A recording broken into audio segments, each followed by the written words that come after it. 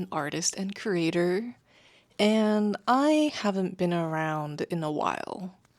It's going to be all voiceovers for this vlog because I was sick since Thanksgiving and there was no chance that I was able to talk when filming most of this vlog. I'm actually surprised that I even got this much footage filmed. So, really quickly, a summary of what you'll see in this vlog. There's no painting because when I was trying to get back into painting, I didn't want the stress of recording while I painted. So just imagine what the painting process might have been like. I started recording again around mid-December. That was also the time I decided to do some decluttering of items I rarely used and could sell for that extra holiday cash. So I pulled out my old Canon T2i set. Originally, I saved it as a backup camera, but it's been over 5 years since I last touched it. And honestly, it just felt so slow compared to my Sony, so all of it's just gonna get cleaned up and then sold. I also had a sudden inspiration to actually make those letter set stationery that I keep saying I'll make, but never do. And also make more memo pads, because those are really fun to do the first time around, and I don't think I actually posted the process of me making them, even though I'm pretty sure I recorded it all somewhere. So for most of this video, it's actually just the process of me designing, printing, cutting, and packaging these new letter set designs I created. One is based on an older painting that I still really love, and the other three are based on new paintings that I did right before I started recording these. Since it's winter and daylight is short, and the period of time where I get good lighting is actually also really short, so I apologize for some shitty lighting clips. I haven't quite figured out what to do to make my lighting situation better in this little studio room without having to spend hundreds more. Anyways, I do hope you enjoy watching this process of the stationery goods coming to life. My letter sets are still missing envelopes right now, so they haven't been added to my shop yet. Another thing I started experimenting with were my rock dude doodles.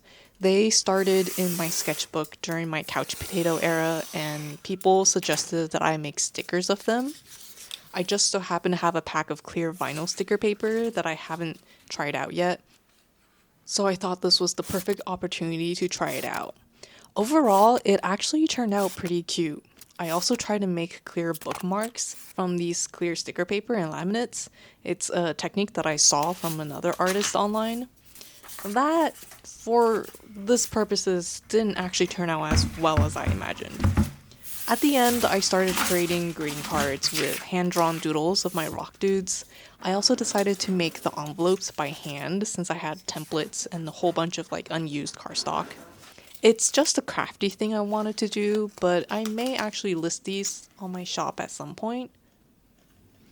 Now, moving on to catching up on life lately. At the beginning of the year, I aspired to improve my drawing and painting skills to build my own brand of stationery using art and illustration that I create. I would do all the painting, all the cutting, and assembling at home because the process of manufacturing is actually what I enjoy the most. But recently, in the past few months, I fell into this doom spiral. It was caused by this accumulation of many reasons, but the biggest one was the failure to pull myself out of a binging spree. Yeah, I became the definition of a couch potato girl. One of the biggest mistakes I made was thinking that just because I work for myself, I can take time off at any point for however long I wanted. Having a schedule and a routine after being laid off is what kept me going even when I had bad art days. Breaking this into a new routine of watching TV and reading books all day instead of only during my allocated off-duty period really messed me up. I could blame the show creators and authors that they made really good series, and honestly, I enjoyed them so much that I've rewatched the show and reread those books multiple times. And that's also the reason why my binge lasted so long. Usually my binge spree lasts about a week. That's how long I spend watching a multi-season show or reading a full book series. But this binge lasted months. It all started in August. I was already feeling kind of burnt out from creating content all the time and trying to come up with new ideas. I was also feeling a lot of self-doubt with my branding and what I was creating. I wanted to start fresh, but didn't know how. I felt locked in with what I started with, and that was landscape painting using gouache. I mean, I loved it, but I was very dependent on art challenges and prompt lists created by other artists that I kind of started feeling very unoriginal.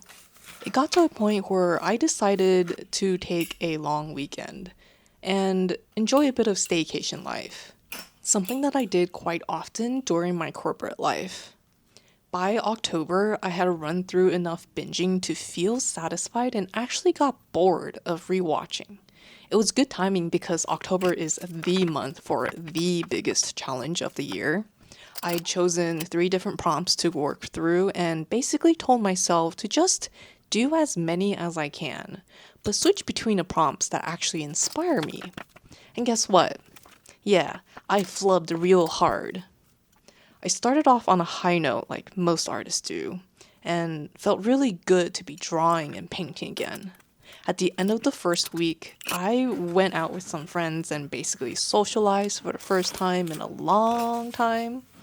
I don't know why, but I've noticed that social outings really knocks me out afterwards.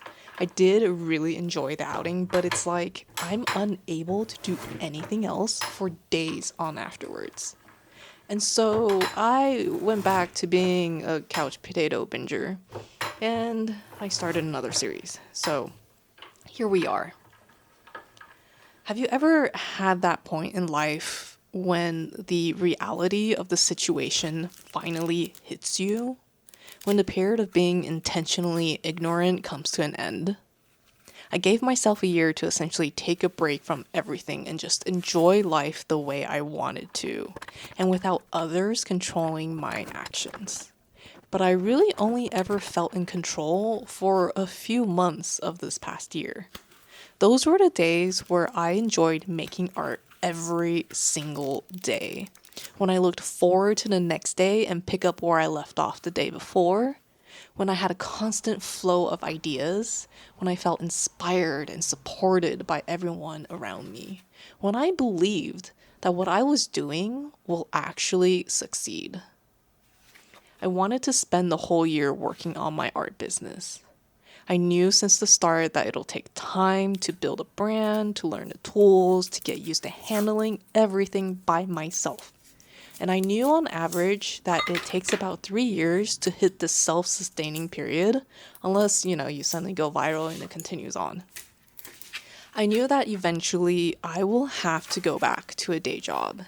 And I knew that things will be harder than ever due to the current political economics. But I wanted the time back to myself. So I did all the financial calculations and I knew that I could sustain myself with just my savings. And I was super excited to do this. So what caused the shift into this downward spiral? It was the constant murmurs of, you need to get a job. Why haven't you gotten a job?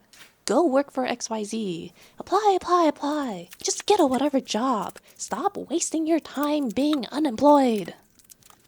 And then the end of the year snuck up, and I realized I spent the majority of the year in distress. Writing and rewriting my resumes for jobs I wanted, jobs I didn't want, jobs I was qualified but would hate doing, jobs I wasn't even qualified for but should apply for anyways. Scrolling from job board to job board, getting spam mail from recruiters that always end up ghosting me, getting rejection letter day by day, reading about how dismal the job market is, and hearing from friends and old coworkers how much they're also struggling to find something just to get by.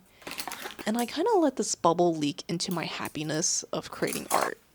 And I was suddenly drowning in defeat because now my thoughts were all telling me that my art business will fail, just like how I'm failing to find a job.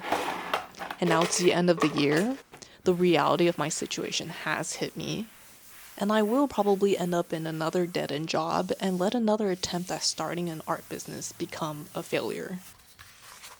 Alright, this has gotten really depressing. Basically, life lately really sucks. On the high notes, I did create 4 new letter set designs, 2 new memo pads, I got engaged on Christmas Eve, and I started doing research on the marketing tactics for artists and trying to figure out easier ways to create effective content without overthinking the process. Did I learn anything new to share from my research? Well, not yet because I was actually spending most of my time applying for jobs in the new year and trying to figure out how to do business taxes and what it is I need to track better moving forwards and such.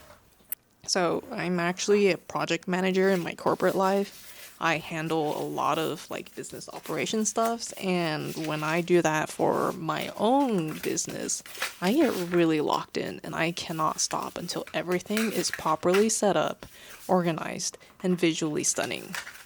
It does mean that I do lose time making art again. So for the new year and hopefully for future vlogs, I really want to share my thought process as I go through making these products.